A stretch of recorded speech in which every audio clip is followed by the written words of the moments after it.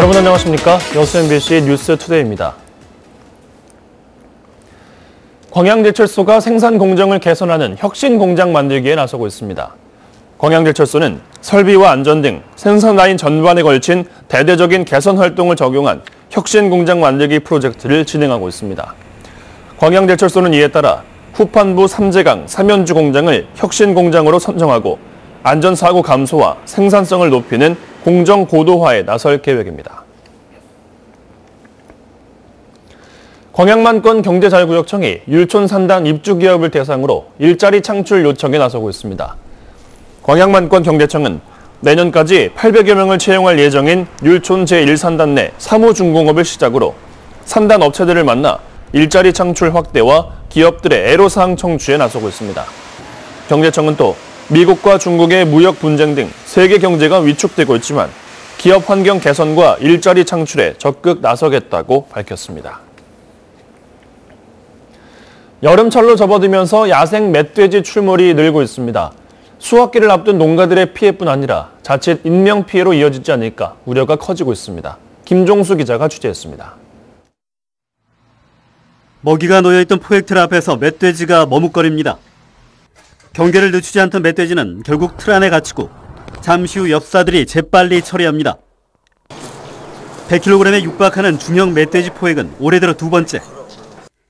멧돼지들이 먹을 거리를 찾아 옥수수와 참외 등 과수농가들의 밭을 헤집고 다니면서 농민들의 피해가 늘고 있습니다.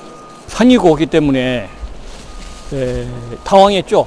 수확기를 두고 있는 판에 강낭이도 한나도 수확을 못 오게끔. 올해 들어 기관에 접수된 멧돼지 피해 민원만 400여 건을 넘어섰고 포획이나 사살된 멧돼지도 70여 마리에 이릅니다. 보시는 것처럼 임시 방편으로 포획틀을 설치해놓고 있지만 늘고 있는 멧돼지의 개체수를 감당하기엔 역부족입니다. 특히 과수의 당도가 높아진 여름철에 출몰 시기가 큰 폭으로 늘고 있어 자치단체마다 피해를 막기 위한 대책 마련에 바빠졌습니다. 야생동물 등 피해를 예방하기 위한 전기 울타리 등 피해 예방시설 설치 사업을 추진하고 있으며 멧돼지를 직접적으로 포획하기 위한 멧돼지 포획틀 설치 사업을 검토하고 있습니다. 단순히 농가 피해뿐만 아니라 먹이에 굶주린 멧돼지가 주거 밀집 지역까지 출몰하면 예상치 못한 인명 피해까지 우려되는 상황입니다. 서식 환경과 먹이 감소의 악순환 속에 멧돼지들의 습격이 잦아지면서 농민들과 지자체의 고민이 깊어지고 있습니다. MBC 뉴스 김종수입니다. 여수 손죽도와 광도를 오가는 여객선이 대체 투입됩니다. 여수지방해양수산청에 따르면 낙도 보조 항로인 손죽도와 광도 구간을 운항하는 여객선 섬사랑호가 오는 16일부터 본격 운항에 들어갈 예정입니다. 섬사랑호는 기존 여객선이 노후된 데 따른 대체 선박이며 승선 정원과 항해 속력은 기존 선박보다 조금 늘거나 빨라졌습니다.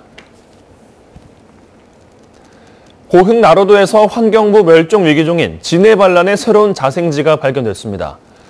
전라남도 산림자원연구소는 최근 고흥나로도 일원에서 산림자원조사 결과 멸종위기 야생생물 2급으로 지정된 진해반란이 해안 안반에부터 자생하는 것을 확인했다고 밝혔습니다.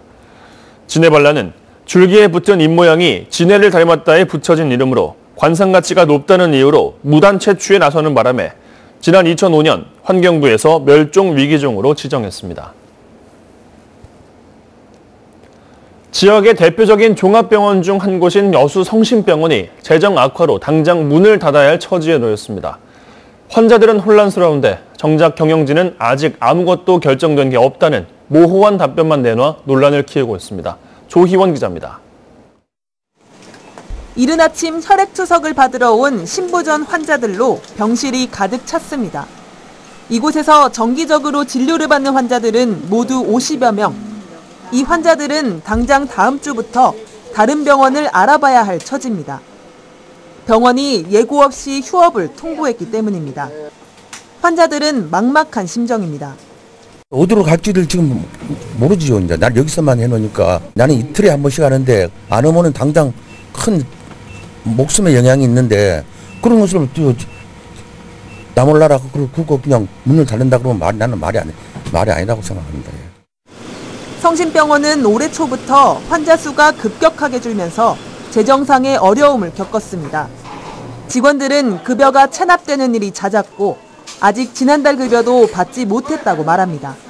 현재 직원 급여도 밀리는 상태고 의사들도 급여가 밀린 상태이기 때문에 이번 달 말까지만 진료를 하고 의사들 그냥 다 빠지겠다. 그래서 의사들이 없는 상황에서 병원이 운영될 수 없으니 휴업을 하겠다. 그런 결론이 나왔던 것 같습니다. 병원 경영진은 재정적으로 어려움을 겪고 있는 건 맞지만 확실하게 휴업을 결정한 건 아니라며 다양한 방안을 논의 중이라고 밝혔습니다. 그러면서도 재정적 어려움을 극복할 뚜렷한 대책은 아직 내놓지 못하고 있습니다. 상황이 이렇다 보니 병원 휴업이 사실인지를 묻는 환자들의 문의가 빗발치고 있습니다. 병원 휴업이다 아니다를 놓고 경영진이 명쾌한 대답을 내놓지 못하면서 당장 다른 병원을 찾아야 하는 환자들과 의료진의 불안만 커지고 있습니다. MBC 뉴스 조희원입니다. 여수 을 지역구의 주승용 의원이 20대 국회 후반기 부의장에 도전합니다. 바른미래당은 국회 부의장 후보 경선에 주승용 의원과 정병국 의원이 신청함에 따라 오늘 오전 의원총회에서 투표를 통해 부의장 후보를 선출할 계획입니다.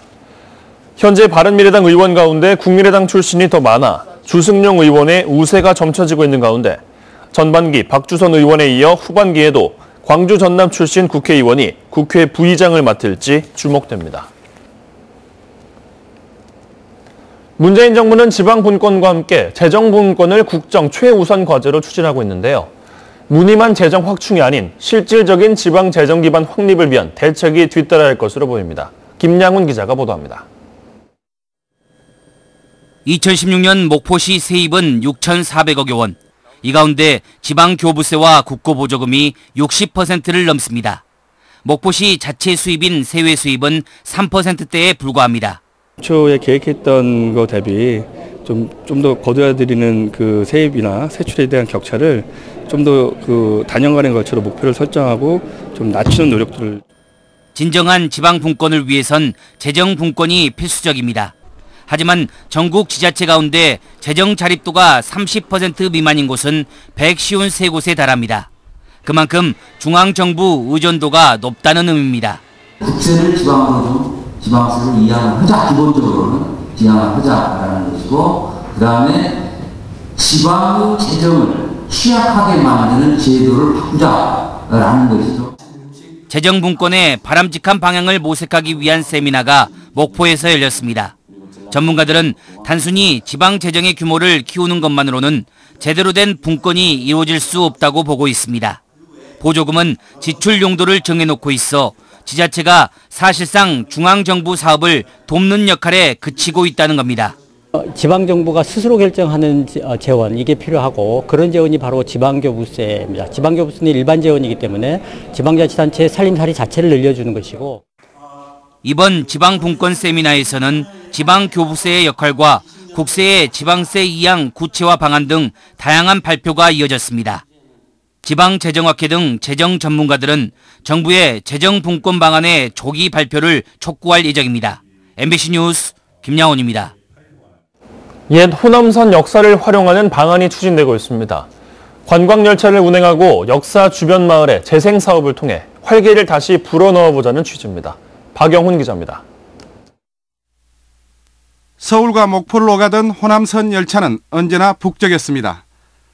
점처럼 연결돼 사연을 실어 나르던 작은 역들은 주민들이 농촌 마을을 떠나고 고속 열차가 개통되면서 명성을 잃었습니다. 지난 20년 사이 주민수의 40%가 줄어든 농촌 마을의 한 역입니다. 뭉화호 열차 몇 편이 겨우 역의 명맥을 유지할 뿐 일대 마을은 문을 닫는 상가들이 속출하고 있습니다. 전부 장사꾼들은 많았죠. 그런데 없어요. 영업집만 불편하지 있어. 전남도는 나주 노안역에서 목포역까지 무안국제공항 경유로 폐선이 예상되는 전남 지역 호남선 역사를 활용한 재생 사업을 추진합니다. 광주와 나주, 목포를 잇는 노선에 관광 테마 열차를 도입하고 역사 주변에 로컬푸드, 철도 마을 등을 조성하는 이른바 호남선 남행열차 사업입니다. 기존 호남선을 활용한 관광열차를 운행하고 이와 연계되는 역사와 역적 마을의 재생을 통해서 지역 경제를 활성화하고자 하는 계획을 하게 됐습니다. 나주, 무안, 목포역은 주변 관광투어 거점으로 활용하고 길게는 무안, 임성, 보성, 순천, 화순, 광주를 잇는 순환형 관광열차로 추진합니다. 전남도는 내년도 실행계획 용역이 마무리되면 남해안 종합개발사업에 포함시켜 사업을 본격 추진한다는 계획입니다. MBC 뉴스 박영훈입니다. 평소 알고 지내던 식당 주인을 숨지게 한 50대 남성에게 중형이 선고됐습니다. 광주지법 순천지원 제1형사부는 지난해 10월 자주 가던 식당에서 소란을 피우다 주인이 이를 말리자 폭행해 숨지게 한 혐의로 재판에 넘겨진 57살 이모 씨에게 징역 20년을 선고했습니다. 재판부는 판결문에서 범행 수법이 잔혹하고 유가족들의 용서를 받지 못했다면서 특히 피고의 심신미약 상태였다는 주장을 받아들이기 어려워 중형을 선고했다며 양형 이유를 밝혔습니다. 3대째 이어지고 있는 광양 장도장 체험 공개 행사가 다음 달 광양에서 열립니다. 광양시는 국가무형문화재 제60호 장도장 주최로 다음 달 4일부터 6일까지 3일간 광양 장도전수교육관에서 무형문화재 공개 행사를 개최한다고 밝혔습니다. 정신을 이어가는 가치 장도장이라는 주제로 진행되는 이번 행사는 광양 장도 제작 시연과 함께 참여자들의 장도 만들기, 칠보 공예 등 다양한 체험 교육 프로그램으로 운영됩니다. 관내 취약계층 지원을 위해 성금이 전달됐습니다. 전남사회복지공동모금회는 어제 순천시에 저소득 세대 생계비와 물품 지원 등에 써달라며 8억 원의 성금을 전달하고 앞으로 지역사회와 협력을 통해 다양한 복지 사업을 펼치겠다고 말했습니다. 폭염이 갈수록 심해지고 있습니다. 폭염특보도 확대 강화돼서 오늘 오전에는 영동 지방에는 폭염경보가, 영서 곳곳으로는 폭염주의보가 내려지겠습니다. 오늘 한낮 기온 대구가 사람 체온에 육박하는 36도까지 치솟겠고요. 대전과 광주는 35도, 서울은 32도까지 오르는 등 어제보다 조금 더 더워지겠습니다. 주말까지도 무더위는 계속되겠습니다. 전국이 푹푹 찔 것으로 보이고요. 습도까지 높아서 대부분 지방에서 불쾌지수가 높음 단계 이상까지 오를 전망입니다. 현재 서울에도 옅은 안개가 끼어있고 특히 서해안과 남해안 지방을 중심으로 안개가 자욱하게 드리워져 있습니다. 고령의 가시거리는 40m에 불과해서 출근길에는 조심히 이동하셔야겠습니다. 오늘 오전까지 서울, 경기와 강원, 영서 지방에서는 빗방울이 떨어질 수 있겠습니다. 낮 동안에는 전국 하늘이 대체로 맑게 드러나겠습니다. 현재 서울의 기온은 25도까지 올라 있고요. 동해안 지방은 강릉이 26.8도, 포항 27도를 넘나들면서 동해안 곳곳으로는 열대야가 나타나고 있습니다. 한낮 기온은 서울이 32도, 춘천 33도, 청주 34도, 안동 35도, 부산은 31도까지 올라서 대부분 지방에서 33도를 웃돌 것으로 보입니다. 당분간 폭염이 계속되면서 이 무더위는 장기화될 전망입니다. 날씨였습니다.